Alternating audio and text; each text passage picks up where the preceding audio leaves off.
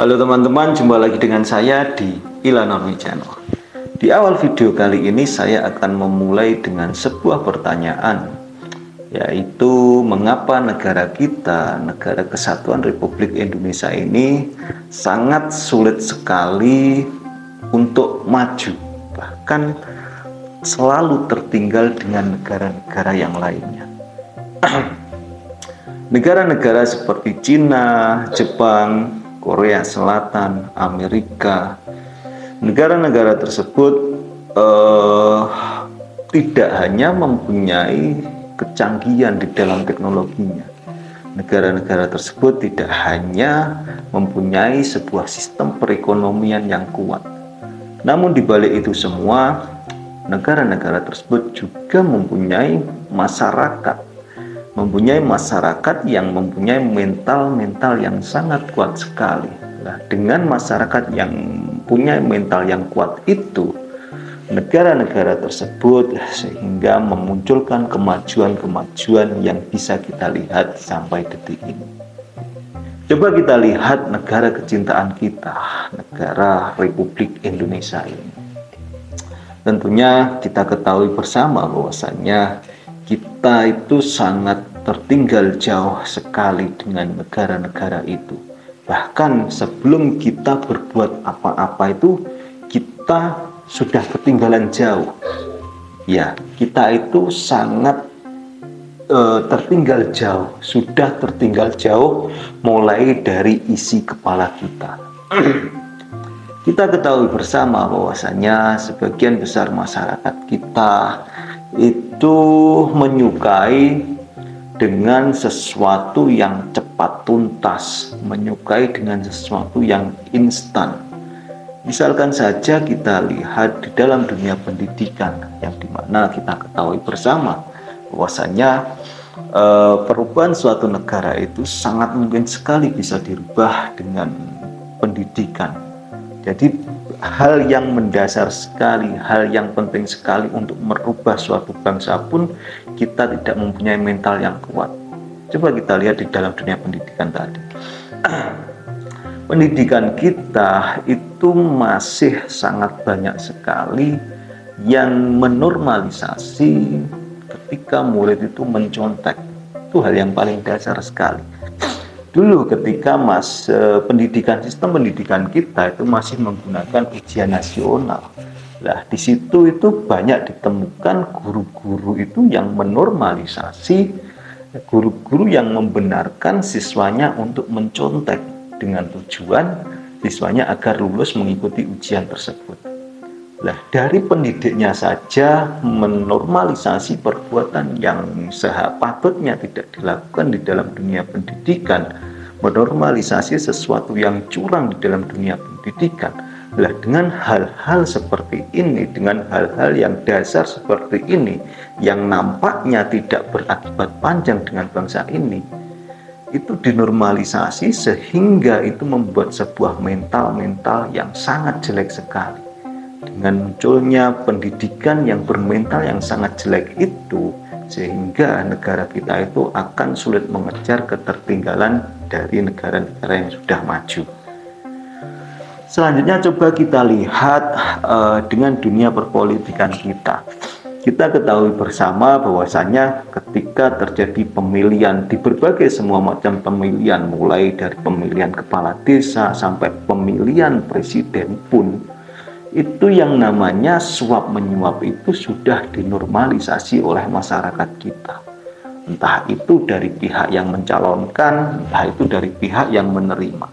Hal ini bisa kita lihat ketika pada adanya pemilu, banyak masyarakat kita yang mengharapkan adanya serangan fajar istilahnya itu. Yaitu serangan fajar itu ketika seorang pencalon, entah pencalon kepala daerah, kepala desa, gubernur, bupati, presiden, itu memberikan beberapa uang, sejumlah uang diberikan kepada masyarakat dengan tujuan masyarakat tersebut akan memilihnya untuk menjadi kepala daerah, memilih kepala desa, dan seterusnya dan seterusnya. Lah, hal-hal semacam itu di dalam dunia politik kita itu sudah sangat dinormalisasi sekali.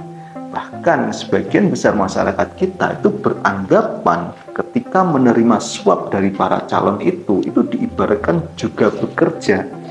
Karena apa ya? Karena orang-orang yang berpikiran seperti ini itu berpikiran bahwasanya dia sedang memberikan suatu pekerjaan kepada orang lain. Lah, ketika dia memberikan pekerjaan kepada orang lain, tentunya dia juga harus mendapatkan suatu imbalan, yang dimana wujudnya itu uang suap yang diberikan kepada mereka. Lah, dengan entengnya masyarakat kita menormalisasi seperti itu, padahal itu suatu hal yang urgent sekali ketika kita memilih seorang pemimpin, memilih seorang wakil yang harus duduk di DPR untuk memperjuangkan hak-hak kita, tetapi kita dengan entengnya menormalisasi suap menyuap untuk menentukan siapa yang mewakili kita yang ada di dalam pemerintahan. Lah, dengan adanya suap menyuap ini, perwakilan-perwakilan yang dihasilkan, output yang dihasilkan dari suap menyuap ini tentunya para pejabat-pejabat yang tidak bisa memperjuangkan rakyat.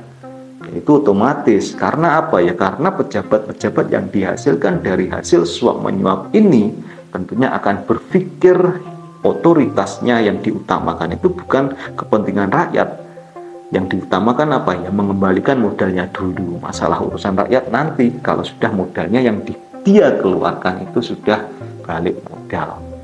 Lah, dengan adanya sistem seperti ini, maka Indonesia akan sangat sulit sekali untuk mengejar ketertinggalan dengan negara-negara maju seperti yang sudah saya contohkan tadi, yaitu hal dasar seperti kejujuran tidak bisa dilakukan oleh sebagian besar masyarakat kita di dalam berbagai macam kehidupan kita, sehingga dengan apa yang dilakukan masyarakat kita saat ini itu akan sangat sulit sekali untuk mengejar ketertinggalan dari negara-negara yang maju saat ini. Selain itu, sebagian besar dari masyarakat kita itu yang diprioritaskan itu sering terbalik.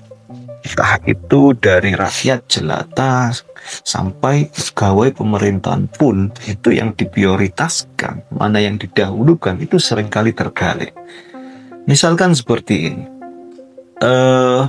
di negara-negara yang sudah maju itu manusia-manusianya itu seringkali sudah melakukan sebuah riset, sudah menciptakan berbagai macam teknologi yang canggih, sudah memperbanyak berbagai macam literasi yang mendukung kemajuan negaranya. Tapi apa yang dilakukan sebagian besar dari masyarakat kita yaitu masih sibuk dengan sesuatu hal yang tidak rasional, misalkan dengan urusan-urusan mistis yang mengaitkan sesuatu yang sebetulnya bisa dipecahkan dengan logis tetapi dikaitkan dengan hal-hal gaib, masih mengurusi konten-konten receh yang dimana di dalamnya itu hanya mengurusi kehidupan pribadi orang saja. Yang diprioritaskan seperti itu sebagian besar masyarakat kita, padahal manusia-manusia di luar sana sudah melakukan riset, sudah menciptakan berbagai macam teknologi yang canggih, dan seterusnya dan seterusnya. Selain itu di dalam pemerintahan juga tidak bisa memunculkan atau tidak bisa mengetahui mana prioritas yang harus diutamakan.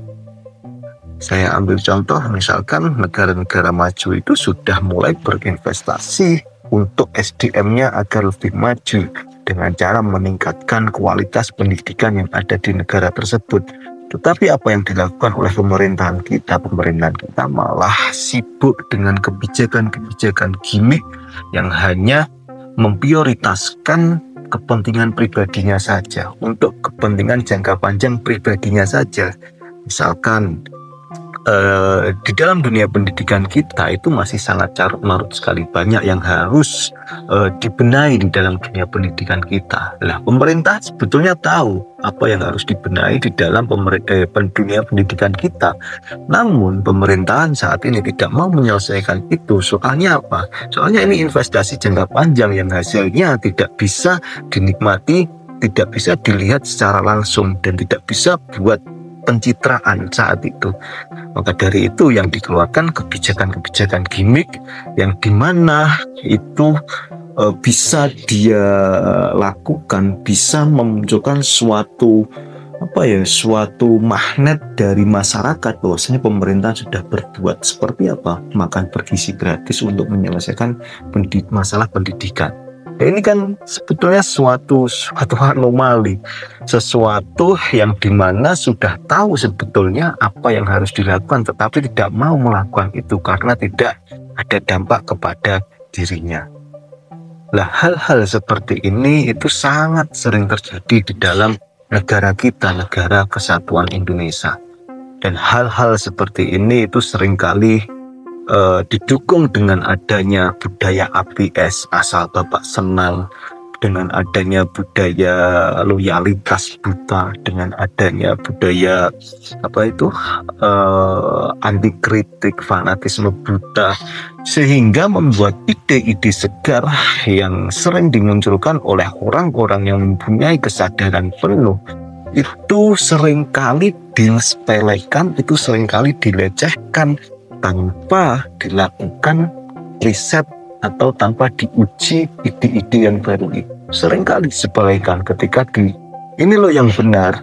Masyarakat banyak yang menyepelekan, kamu itu siapa berbicara seperti itu, udah pemerintah dan seterusnya dan seterusnya. Hal ini yang membuat mental dasar kita yang tidak bisa mengejar negara-negara yang sudah maju itu. Dan mirisnya dunia pendidikan yang dimana seharusnya itu menjadi sebuah fondasi, sebuah kemajuan bangsa, itu di Indonesia mirisnya menjadi penyumbang terbesar manusia-manusia yang mempunyai mental lemah ini. Yang kita ketahui bersama bahwasannya memang dunia pendidikan kita saat ini itu masih problematik sekali, masih jauh sekali dari kata kualitas, yang dimana banyak di dalam dunia pendidikan kita itu hanya melahirkan orang-orang yang penurut, orang-orang yang hanya mempunyai mental lemah, penurut dengan otoritas-otoritas yang sudah ada. Hal ini dikarenakan di dalam dunia pendidikan kita itu ada sebuah sistem feodal yang sangat kuat sekali, sehingga ketika ada siswa yang mempertanyakan sesuatu yang dijelaskan dari gurunya, dari ulamanya, itu dianggap kurang sopan. Dengan sistem feodal yang sangat kuat di dalam dunia pendidikan kita, tentunya akan memunculkan orang-orang, akan memunculkan manusia-manusia yang hanya sebagai penurut saja. Dan ini bahaya sekali. Karena apa ya? Karena pendidikan yang seharusnya menjadi fondasi perubahan di dalam suatu bangsa itu malah penyumbang terbesar manusia-manusia yang mental lemah. Oke teman-teman, maka dari itu dari sini saya tekankan kembali bahwasanya jika negara kita, negara kesatuan Indonesia ini ingin maju, maka dari itu benahi dulu dari mental diri kita sendiri. Mental kita masing-masing, kuatkan mental kita, kritiskan, daya kritis, banyakkan literasi kita. Karena apa? Karena dengan kita merubah dari diri kita sendiri, maka akan menciptakan suatu masyarakat yang baik.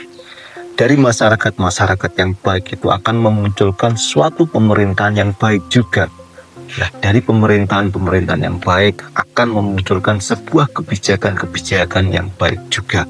Dan kebijakan yang baik tentunya sama dengan negara yang maju. Oke teman-teman, demikian dari saya, kurang lebihnya mohon maaf. Yang belum subscribe silahkan subscribe. Jumpa lagi di video selanjutnya.